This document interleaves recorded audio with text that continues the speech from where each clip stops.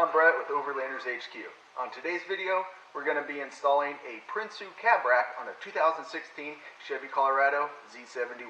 So the first step that we want to do is take out the weather stripping on the rain gutters of the truck. So we now have the weather stripping removed. These are the little tabs on the inside, and this just slides back and forth. Alright, so the next thing that we're going to want to do is protect the paint on the vehicle.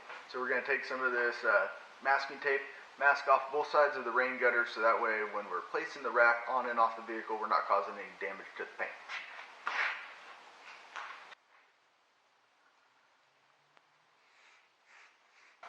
So now that we got the tape on the roof to protect it, we're going to measure back from the windscreen 7 inches and make our first mark. That's going to be our first pilot hole and kind of be the guide for everything else. So we're going to make one mark on the passenger side, one mark on the driver's side.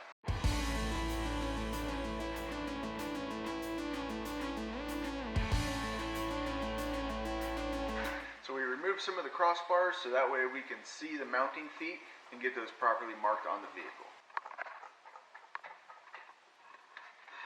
Alright, now that we have the feet marked, we're going to take the rack back off the vehicle so we can start drilling some holes.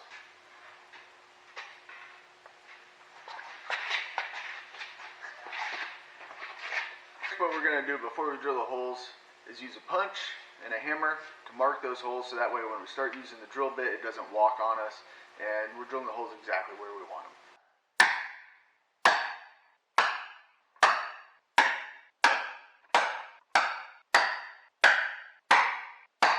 So after marking the holes where we're going to drill, the first thing that you want to do is use a small bit to drill a pilot hole.